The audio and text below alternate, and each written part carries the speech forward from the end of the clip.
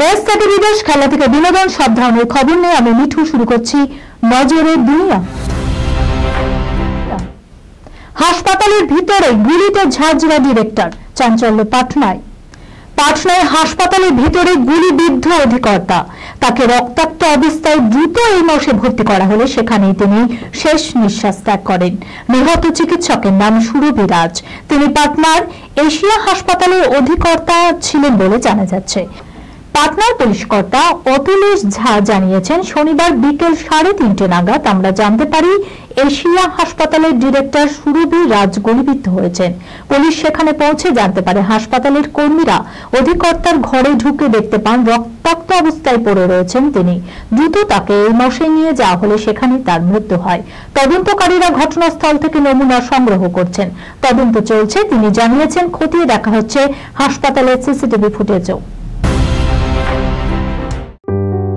সুনির্ণয় Imagen centre private limited advance প্যাথোলজিতে thalassaemia screening, large size biopsy setup সহ সমস্ত পরীক্ষা, echocardiography, foetal echocardiography, CT scan, CT guided FNAC, 4D USG guided FNAC, endoscopy, colonoscopy, uroflowmetry, spirometry, colour Doppler, digital X ray, তাছাড়াও সমস্ত বিশেষজ্ঞ চিকিৎসকদের পরিষেবা একই ছাদের তলায় নিয়ে হাজির সুনির্ণয়।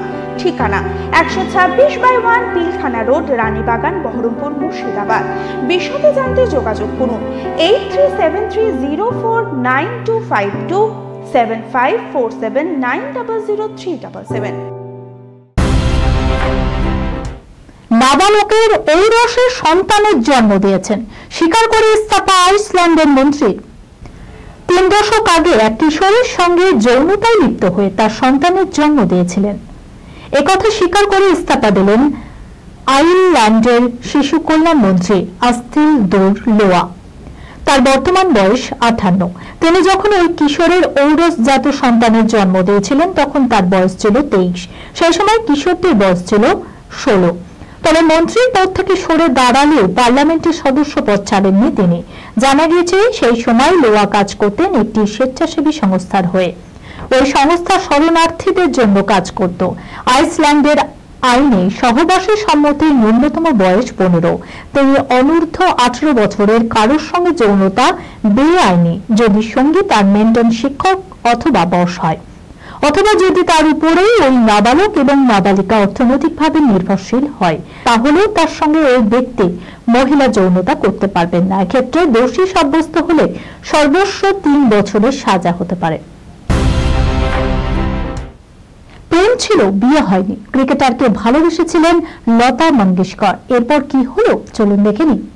সদা বিনয়নী, লাজুক, আজীবন মানুষের ভালোবাসা কুড়িয়েছেন, তবে নিজের জীবনের রহস্যের পর্দা কখনো তোলেননি প্রয়াত গায়িকা লতা মঙ্গেশকর। তার ব্যক্তিগত জীবনও ছিল আলো আঁধারে ঘেরা। বলিউড পাড়ায় একটা গুঞ্জন ছিল, জনপ্রিয় কবি ও সঙ্গীতকার ভূপেন হাজারিকার সঙ্গে নাকি তার রোমান্টিক সম্পর্ক ছিল।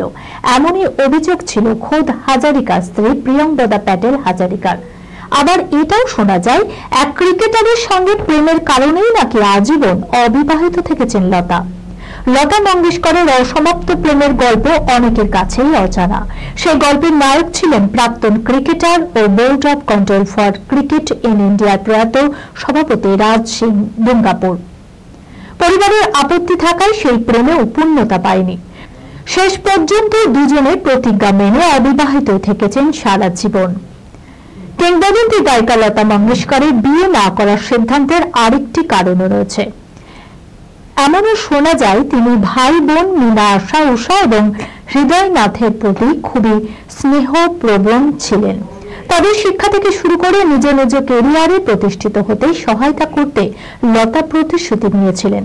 তবে কোনটা সত্যি তা এখনো রহস্যই থেকে গিয়েছে। লতা মঙ্গেশকরের রাজ সিং দুঙ্গাপুরের প্রেম নিয়ে অনেক কথা শোনা যায়। ভারতের প্রাক্তন ক্রিকেটার রাজ সিং রাজস্থানের রাজ পরিবারের সদস্য ছিলেন। তার পরিবার লতা মঙ্গেশকরকে সেই রাজ পরিবারের বধূ হিসাবে মেনে নিতে চায়নি বলেও শোনা যায়। বাবার প্রতি শ্রদ্ধার কারণে সেই সিদ্ধান্ত মেনে নেন রাজ সিং। তবে তিনি পুরো জীবনে কাউকে বিয়ে না করার প্রতিজ্ঞাও করেন। অন্যদিকে লতা মঙ্গেশকরও একই প্রতিজ্ঞা করেছিলেন বলে শোনা যায়। তবে দুজনেই আজীবন বন্ধু ছিলেন। এই খবরের সঙ্গে শেষ করলাম আজকের নজরে দুনিয়া। আপনারা দেখছেন টিভি 24 বাংলা, সংবাদ বিনোদন সারাদিন সারাক্ষণ।